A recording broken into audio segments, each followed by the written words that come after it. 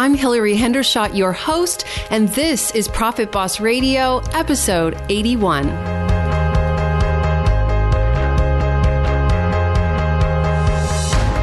Profit Boss Radio is your weekly wealth mastermind.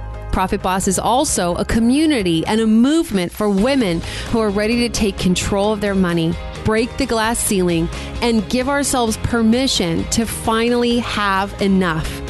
Want the secrets of wealth to be yours? This is the place. I'm Hillary Hendershot. I'm a certified financial planner running a leading advisory firm for women, and I'm sharing with you real stories from real life and real women who are making it happen. Forget Wall Street. Let's do this, ladies.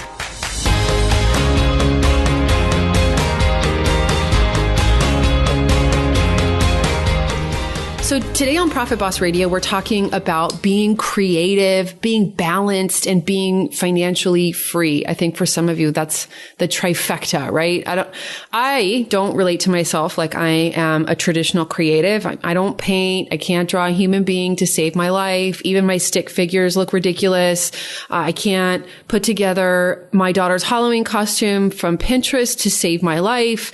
But obviously the spoken word is my form of creativity. But I know there are many of you out there who relate to yourselves as artists and creatives, and you struggle with the mindset that being an artist doesn't go with having money. And we've all heard the term starving artist, which is a terrible phrase. So today we're going to talk about debunking that myth, the trend in non-traditional jobs and freelancing, and creating a life that's flexible and fits your needs. My guest today has an empowered story about giving up that being a woman and being an artist meant she wasn't good with numbers, to the point where now she actually acts as the CFO of her successful branding business. And she'll give some specific advice on what to do if you don't know which of your art to create to sell and what to keep for yourself. Rachel, I know you've been doing some research on the rise of non-traditional jobs for this audience. So tell us, what is a non-traditional job? Is that the same as a freelance job? And what does the data tell us is happening with the American workforce? Yeah, absolutely. So non-traditional jobs are jobs really where you don't go to an office all the time or sit in a cubicle with your coworkers or meet around the water cooler. You could be a full-time person who works remotely, or you could be a contractor who has one or more part-time jobs where you're not responsible necessarily for showing up to the office, but more just responsible for delivering a completed project or working as part of a particular team. And this topic actually is really close to my heart because I have freelanced now for the last couple of years, actually, and before I was hired by Hillary. I have written study lessons for business classes based on my degree that I have in retailing and consumer science. I have done translating, and I became a hustler when I worked from Costa Rica. Anything that I could get my hands on to do that I could do from the beach, I was down to do it. But a lot of times there is a misconception that to have a great job, you have to do the traditional 9-to-5 punch in, punch out. And what I found out is actually there's a lot of jobs out there, even with big corporations, that will offer you flexible hours, work from home, or freelance opportunities. So really, there are freelance and contract positions almost in every field. I think that's right, because real estate, which is, office space, is really expensive. And so, I remember when telecommuting was a really big deal when I had my final job in corporate America in my early 20s. But according to entrepreneur.com, now more than 55 million Americans are freelancers. That's a full 35% of the workforce. And 65% of freelancers say that they do it by choice and they love the lifestyle.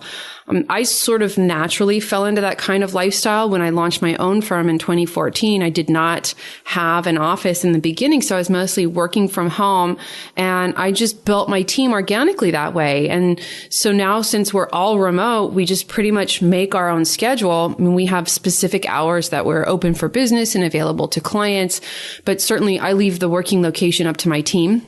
I actually have desks for them here in the office in San Jose, and they're welcome here anytime. But I think, if you're a business owner, unless you're a brick and mortar retail store, you'll probably have to address that your team may want that kind of freedom. Because according to Forbes, 50% of American workers will be freelancing by 2027. That's a lot of people. And that date, even though it seems far away, it's really very, very close.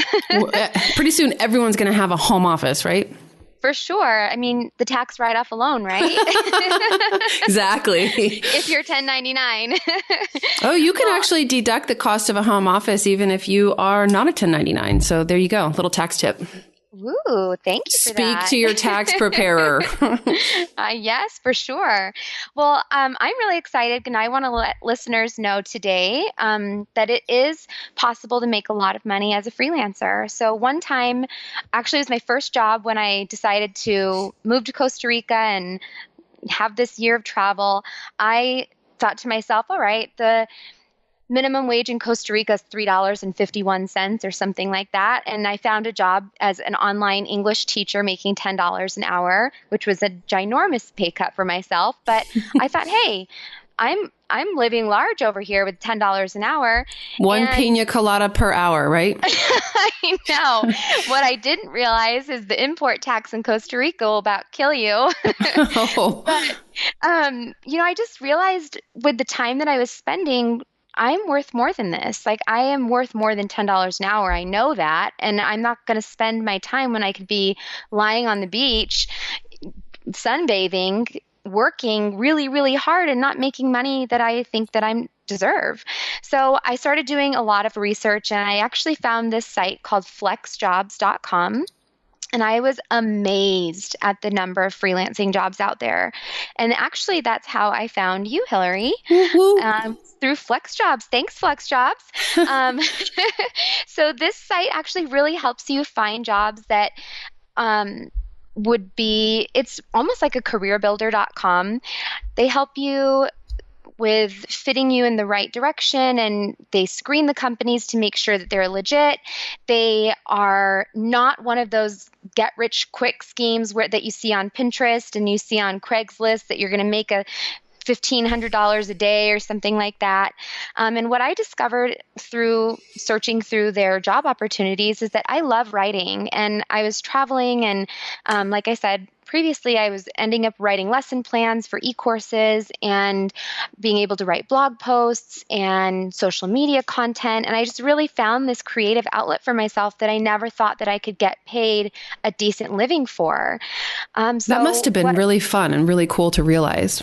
It was this like enlightening because, and not that I loved my job before, but I could have that financial freedom and the personal freedom that I desired and the creative freedom, which was awesome. So, you can browse on this site for free, but applying for the jobs does cost money. So it's normally $14.95 a month, but we, as your Profit Boss team, yeah. I was looking for the word. I'm like, advocate. Dynamic duo. We were able to get you a 30% discount off of that first month's fee. So basically what you would do is go to hillaryhendershot.com/flexjobs. And for 30% off of your first month, you'll click sign up, put your name, email address, password in, and hit get started now. And it takes you to the next screen where you'll select the plan that suits your needs. And the promo code, which we'll also put in the show notes, is all one word, Profit Boss FJ. So Profit Boss, F is in flex, J is in jobs. Look at that. Chalk another one up for Rachel's Deals and Steals, huh? We get you exclusive Profit Boss discounts to jobs that give you money, creativity, and freedom. So thank you for negotiating that deal, Rachel. I think we have a lot of freedom and flexibility as a team, don't you think? Absolutely. We have a twice weekly team meeting, and it is hilarious for us all to get on. And Hillary and I actually used to do just voice calls. We never really did video calls. But when our team when we added Jen and we grew, we're like, let's get on the video. Let's see each other's faces. It's a better way. When you work remotely, it's great to have that interaction on video. So we do a lot of video. Yeah. And it's like Alyssa might be in her recliner. Hillary's usually having her car drive her to work for her. Jen's got her home office and she's super organized. And I'm usually being attacked by the Roomba and the animals in my house. So I can never figure out how many dogs you actually have. It's always a mystery. There's always a guess. I mean, exactly. Flexibility in how you work can lead for a lot of people to far better work, in my opinion. I mean, they've done studies, and a lot of human satisfaction is a function of whether at least part of your schedule and day is self-determined. So you need that flexibility to go do the things that you need to do. So again, that discount code at hillaryhendershot.com/flexjobs is ProfitBossFJ. Now let's move on to today's guest. Jenni Heffernan Brown is a lovely lady. She reached out to me because she wanted to share her story of going from starving artist to successful entrepreneur and CFO and podcaster. So Jenni actually has co-founded a branding strategy studio called Prim'd Marketing. She's also the host of a podcast you'll hear us talk about in the interview called The Type A Creative. She says that podcast is for driven creatives exploring how artists can build a thriving creative practice while also building a thriving career. She's very experienced in branding, and you can tell that she really got her start kind of clawing together. Is that the right word? Kind of putting together jobs and opportunities that both fit her and didn't fit her. And she'll talk you kind of through that transition and share with you the aha moments that brought her to where she is now with the CEO and CFO of a successful consulting firm. And you'll also hear her talk about what money meant in her marriage. So enjoy this interview on Profit Boss Radio.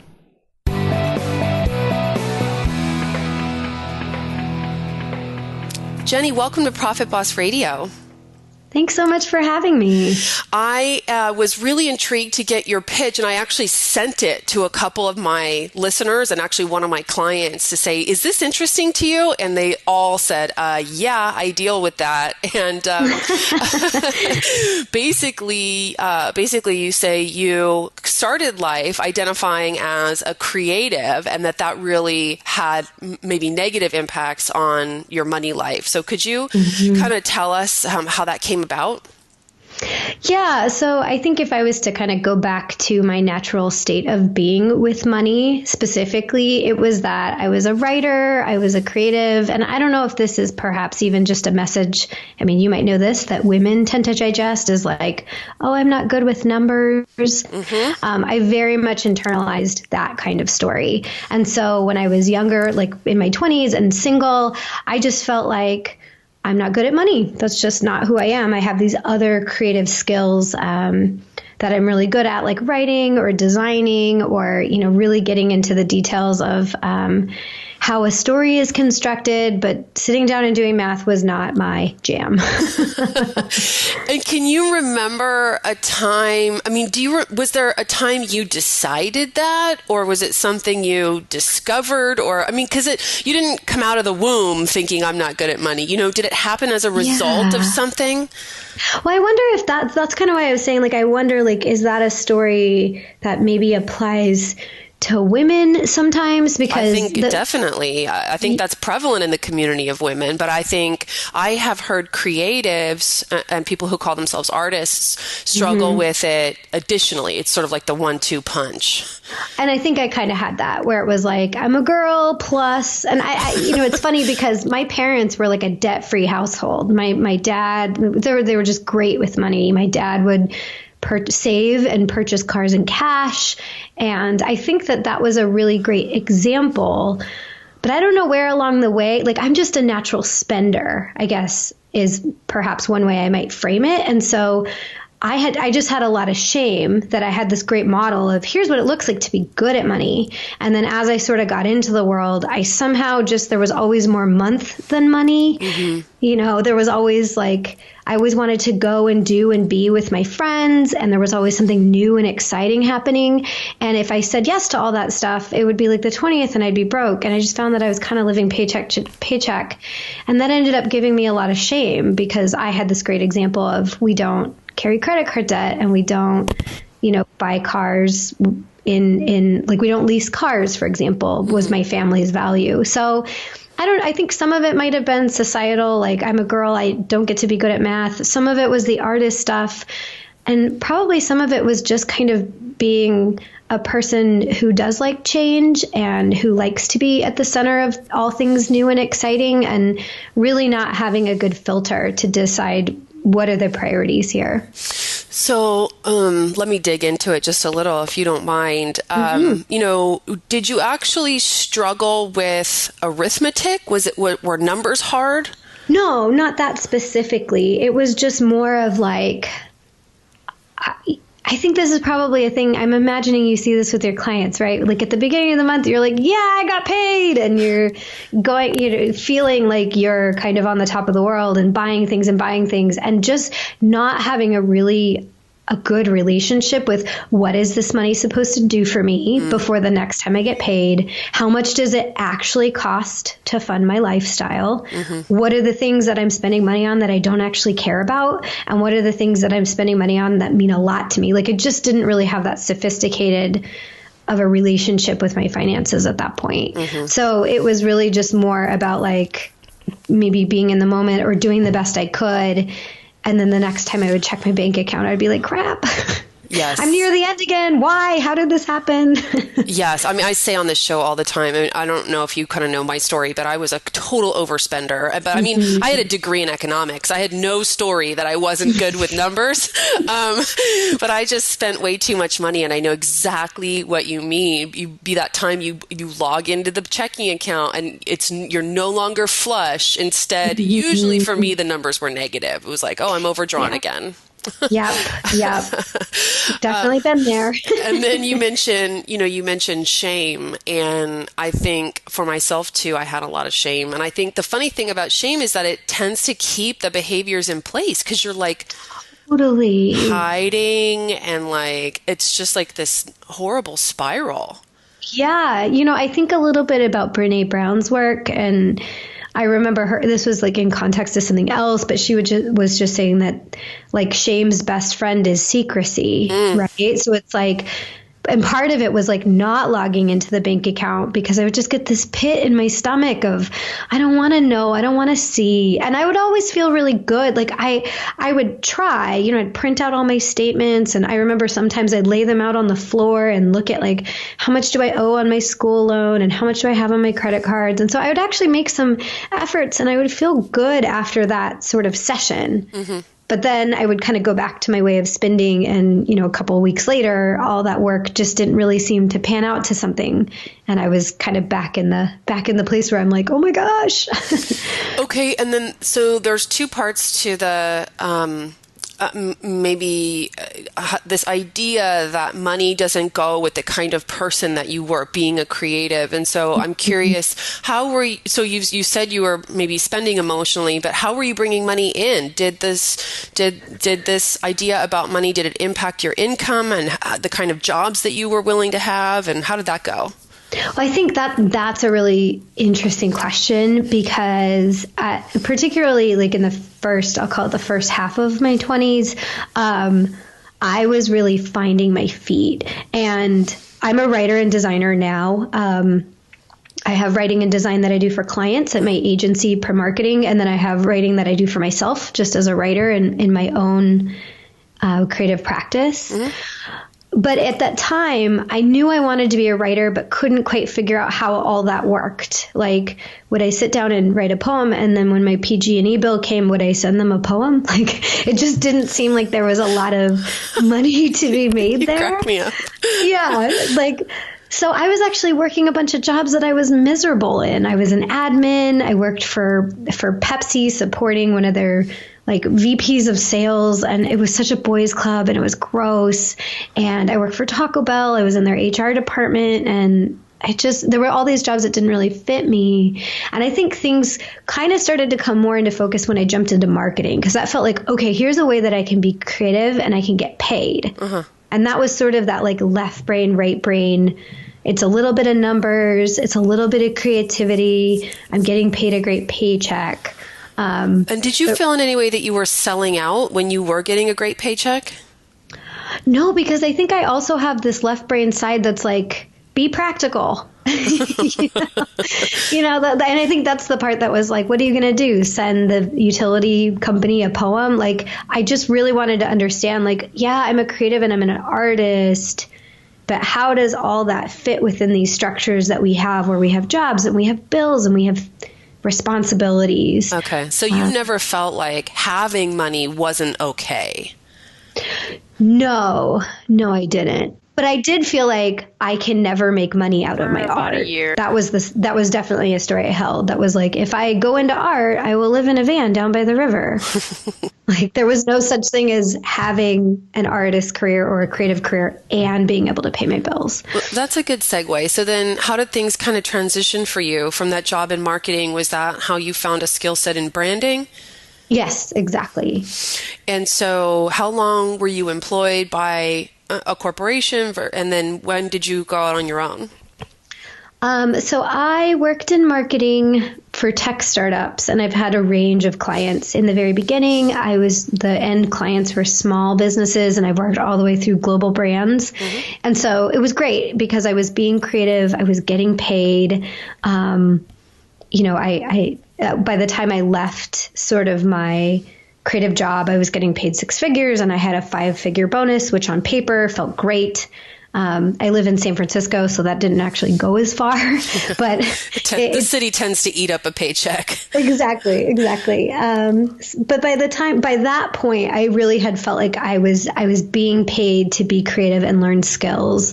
And then I ended up actually leaving, not to go out on my own, but to go back to grad school and get my MFA in writing. Uh-huh. Because at that time I was married and we were in a little bit of a different financial situation, and we could afford for me to go to school. And that was when it sort of felt like a safe risk. It was like, okay, we can afford for me to be a writer, and I don't necessarily need my writing to pay me back immediately. I could afford to make an investment, I guess. That's nice. So you were in school for how long? 3 years. Okay. And then you were kind of sharing with me in the pre-chat about how maybe getting married and getting into a financial partnership was what kind of jostled you into maybe completing your financial transformation. Is that how you would say it? Oh my gosh. Yes, like any of your listeners, like if you need some real accountability, marry somebody who's good with money. And it really kicked my butt into, I don't know, I think some of it, if I'm going to say it out loud, what I actually believed, it was that I was really bad at money. I had some credit card debt. I didn't have a lot, but I didn't have a plan on how I could pay it off. So it felt like a lot. Like it was a scary number because I didn't know how to pay it. And then I also had school loans. And looking at my partner, I just realized that I was worried that as a spender, and he sort of came into our relationship with a lot of money in savings and no debt. And I just felt like not only am I good at ruining my finances, I'm going to ruin your finances. And that sort of kicked my butt into just deciding that I'm the boss of myself and I have agency, and I needed a system that worked for me. I think the first year we would have these budgeting meetings once a month, and I would just cry my eyes out because I just felt so guilty that I didn't know what I was doing. And he was super kind. But after about a year, I realized, okay, I'm never going to become a saver. I'm not going to change. But I do need a system to help me understand money. And that was sort of the beginning of me learning about how to have a better relationship with my finances. So you kind of just decided, just kind of came to the end of willingness to put up with the crap and just kind of pull, as they say, put on my big girl panties. Yeah. Well, I think we see this in a lot of areas of life, and I'm sure you see this in your clients where it's like maybe a fixed mindset, maybe where it's like, yep, I can't change this. And then you realize, wait a minute, I'm the boss. I'm in charge. I get to be the one that says how things work in my life, and no one's forcing me. And what if we decided that this could be different? Well, I think that's really powerful how your sense of accountability to the partnership and your husband being so kind with you on a consistent basis on a topic area where you, I'm sure, felt insecure. I mean, he's got more money than you. He's earning more money than you. And here you're like, am I going to, and I've ruined myself financially. Am I going to ruin him? And so that is finally what kind of shook you up enough to make a life change. And that's really powerful. Yeah. I will say in hindsight, like this is just a small aside. I think I've learned to actually be kind and proud of myself in my 20s because I think, we put this in a little bit in my notes to you. Part of it was that in 2009, when I was like trying to find that first job in marketing, I was unemployed for an entire year. I think I was maybe 26 at the time. And I was able to completely float myself and pay all my bills and live on my own. And, so I had racked up that small amount of debt that I had a hard time paying down. So it's been interesting just to look back at myself and think, I felt so much shame, but I actually was doing okay. I think I would have gotten out of it on my own without getting married to my husband. So I think that's also an interesting perspective as well, to kind of look back on our younger selves and have more compassion for how much we were able to do. Oh, absolutely. I think that, and actually, this episode is going to air after my interview with Dr. Nina, who her whole thing is about relationship with self gives relationship with food. And we had this conversation about relationship with self gives relationship with money. And, a lot of these things can be very metaphorical in our lives. Yep. And it just seems like, I hate to have an Oprah moment, but it seems like everything comes down to relationship with self and being kind and compassionate with yourself. I think about human beings being like a tube of toothpaste. If you squeeze a tube of toothpaste, how the tube will bulge somewhere else. It always comes out. Yeah, no, it's true. It's totally true. And I really believe that, especially as a person who loves systems, now that I've really begun to have a relationship with money, your relationship with money can tell you a lot about your relationship with yourself and what you value and what you don't value, what you prioritize. So it's been really fascinating beginning to understand and have an exciting relationship there. That's great. And so you've mentioned systems several times. What was the system that worked for you in the beginning? Oh, YNAB. Do you know You Need a Budget? Yeah, I think they have a book, right? Do they have a book? I don't know if they have a book. I don't know. I definitely have heard of You Need a Budget. Absolutely. And several of my listeners love it. Yes. I would say that for me, it felt like a system that understood spenders and basically you take your money and you earmark it into the future. So when you're looking at that big number in your account, you're not just saying, oh, I have a ton of money, I can go to Target and buy all the dresses. You're breaking that number into small things where it's like, if you're going to pay your rent or your mortgage next month and go on vacation and have money for these priorities, you don't actually have money for all the dresses at Target. And then for me, it was really easy to be like, oh, okay, great. We won't go into the dress section. Next. Very good. Yeah. That's great. And so it's a system that's scaled for you and you still use it? I use it both in my personal and in my business. So you love it. I love it. That's good. And so when you started in business, did you have a hard time pricing yourself or raising your prices? I think we had a hard time pricing ourselves perhaps the same way that other creative or service owners do, just because that first time out, you're not really sure where you're going. But by that time, my financial fluency had grown quite a bit. And so I actually act as the CFO in our business now. I look at all of our forecasting. I do all of our cash flow. I have a bookkeeper that works with me now, but in the beginning I was doing all of it myself. And we got very specific about looking at our cost of goods and just all those things that go into making a number. And that was really helpful. It took a lot of the emotion out of it where, you're not buying me personally or my value. You're buying a product. Thank you so much. Science that goes into it or math, I know. I cringe when I hear women say, I don't know how to charge my value. And it's like, you aren't selling yourself. Oh. Yeah, that's good. And so what would you say to creatives who have a hard time knowing when to charge and what to charge? And I mean, I think that there's this, and I'm like from the outside looking in, but I do hear people who identify as creatives say, how can I sell my art? It's like either priceless or it's just not something to be exchanged for money. What would you say about that? Well, so kind of being this sort of left brain, right brain person, I think of it this way. Your left brain is sort of these structures or these systems that you can bring into your business or your business or your creativity. And the right brain really cares a lot about making work. And so when I hear people say like, oh, I could never sell my art, what's the price of my art? I think what I hear them saying is, I love being in my right brain. I love making work. But there's a big difference between making work and selling your work. And if you're trying to build a business or make a name for yourself as an artist that has exchange, you need both. Because otherwise, you are a hobbyist, which there is nothing wrong with that. You can live in the right-hand side of your brain and paint and make beautiful work and design your house and give it away to your friends, and that's great. But then you just got to know that that's not going to be the same, or that's not going to be the thing that pays your bills. That's not going to be the thing that's sort of your main money generator. And you need to know the difference between making work for yourself and making work for sale. And so what would you say to someone if they're stuck in a place about knowing when to start charging? If they say they've got a side hustle and they just don't know, where they are on the timeline between hobbyist and business owner?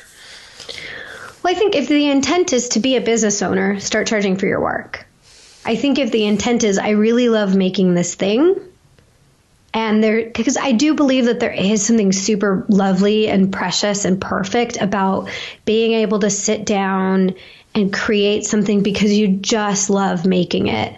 And you don't necessarily care if a client wants to buy it or if somebody else thinks it's good. Like, creating for yourself is super meaningful and it's powerful. And we absolutely need more artists in the world that are making work just to make work. It's a beautiful form of expression. But I think if your intent is to sell it at some point, when you get to the place where your work doesn't feel as fragile and it's not quite as vulnerable and you're ready to start sharing it, that's a good time to start thinking about, who am I sharing it with and what might be a way to add an exchange value for that thing, whether that's time or money or trade. Because I think we go to money because money is like the one structure we really have to communicate value, but that doesn't have to be it. So I think if somebody's still in those beginning stages, you can think about, what do I want in return for this thing that I've loved and cared for and brought into the world? Sort of an energetic transfer. What's going to make me feel filled up, well compensated, honored, and respected for what I've put out there.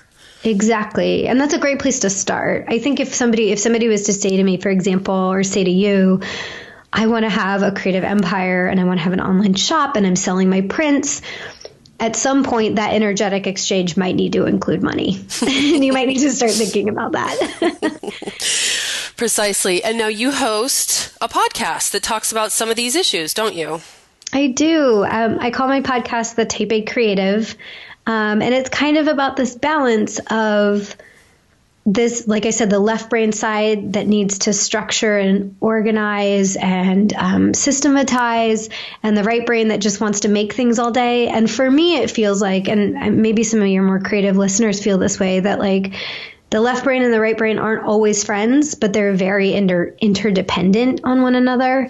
And I think, like I said, where we get this sort of starving artist mentality is that desire to just want to stay in the right brain side and make the work and not really think about being responsible and creating income for yourself or paying bills.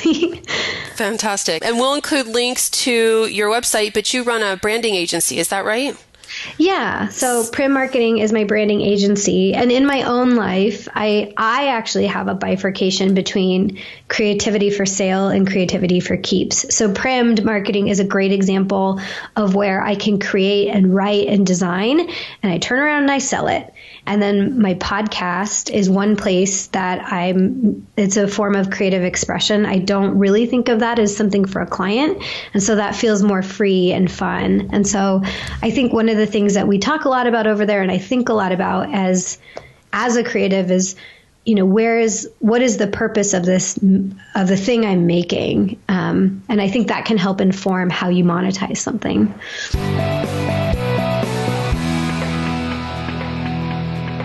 Did you know that people with a written financial plan are 60% more likely to increase their savings over time and twice as likely to stick to their savings plan than those who don't accomplish the simple step of just writing it down? Yet just 24% of Americans say they have a wealth plan in writing. I want us to change those statistics, and I've got an offer for you that's going to make it as easy as 1, 2, 3 for you to get your wealth plan in order. The first step to having a wealth plan is taking stock of what's already there. You have to know your net worth. You have to know where you're starting from in order to get to your destination. And knowing what your financial life looks like at a glance is the key. You can use a financial dashboard to manage your wealth plan, and I am giving you free access to the same financial dashboard I use with my most successful clients. A financial dashboard allows you to track your bank accounts, categorize your spending, track real estate and mortgages, including even knowing the difference between principal and interest, and your investments and your credit cards, and see it all at one place and at your fingertips. I think we can all agree that having one location, both on the web and on your mobile device, to view your entire financial picture saves you time and frustration. It also empowers you to take control. This is an exclusive offer for the Profit Boss audience. To take advantage, just go to hillaryhendershot.com/emoney.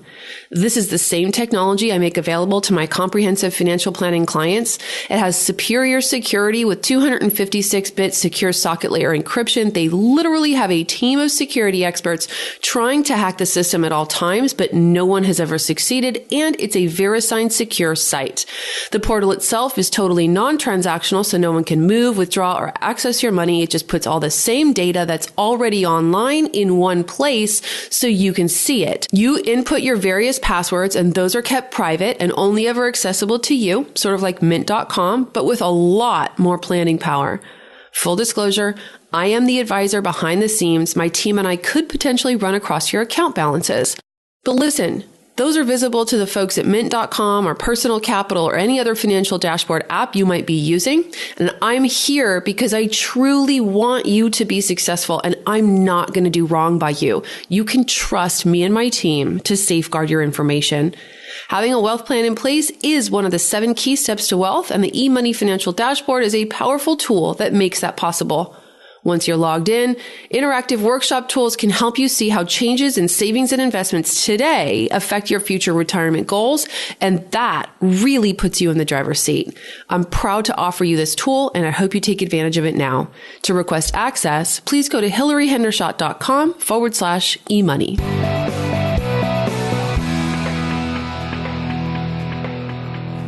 Thank you for listening to this episode of Profit Boss Radio. If you liked it, share it with an artist or creative that you love. And whether you're a painter or a mathematician, may you have all the freedom and prosperity you want.